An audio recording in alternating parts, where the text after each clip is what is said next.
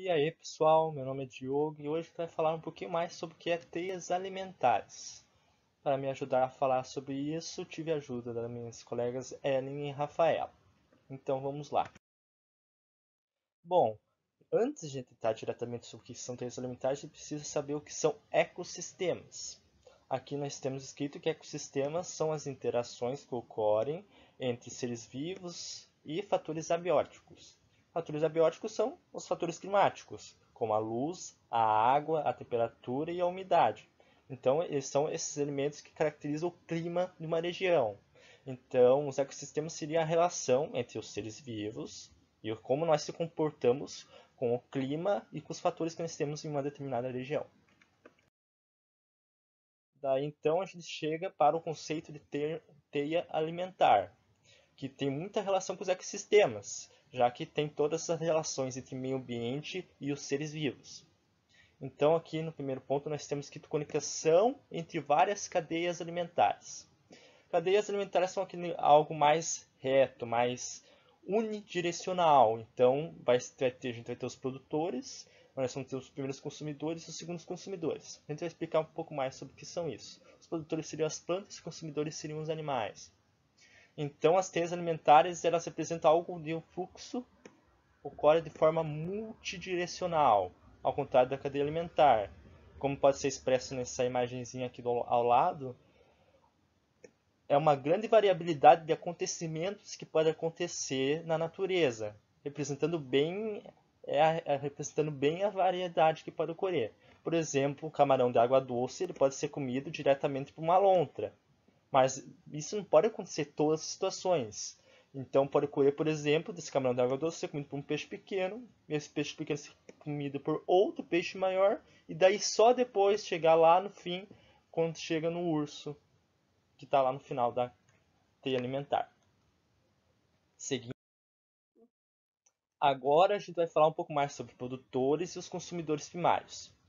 Bom, como eu já tinha dado uma palhinha antes, produtores são organismos capazes de sintetizar seu próprio alimento, realizando fotossíntese, ou seja, plantas e assim se segue, plantas, gramíneas, como é o caso do pasto e a grama que a vaca está comendo aqui ao lado. Seguindo, a gente vamos para os consumidores primários, que daí já estão falando de seres que são herbívoros, que comem plantas. Um exemplo de um ser herbívoro é a vaquinha que está aqui pastando e o gafanhoto que está aqui no pezinho de bromélia. Ah, a vaquinha foi tirada lá na foto da propriedade lá da Ellen. E a foto do gafanhoto foi tirada aqui no instituto.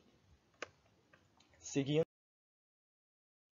nós vamos falar agora sobre consumidores secundários e terciários.